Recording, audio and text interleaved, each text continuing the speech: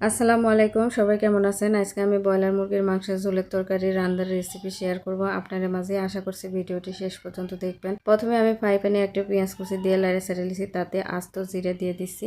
জিরা দিয়ে একটু লাড়ে সাড়ে লিয়ে ভালোভাবে ধুয়ে লওয়া ব্রয়লার মুরগির মাংস দিয়ে দিন। ভালোভাবে ধুয়ে লওয়া ব্রয়লার মুরগির মাংস দিয়ে একটু লাড়ে সাড়ে লিব। তারপরে বাদ বাকি মশলাগুলো আমি আস্তে আস্তে দিয়ে দিব। প্রথমে আমি দিয়ে দিন পরিমাণ মতো লবণ, এরপর দিয়ে দিন 2 চা চামচ ঝালের গুঁড়া। ঝালের গুঁড়া বেশি দিলে ব্রয়লার মুরগির মাংস তরকারি খেতে ভালো লাগে। এরপর দিয়ে দিন আমি হলুদের গুঁড়া, আরও দিয়ে দিন 1 চা চামচ জিরার গুঁড়া, 1 চা চামচ ধনিয়ার গুঁড়া, আরও দিয়ে দিন হাফ চা চামচ গোলমরিচের গুঁড়া।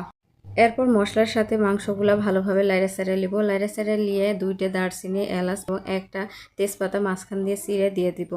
আরও দিয়ে দিছি আদা বাটা, রসুন বাটা।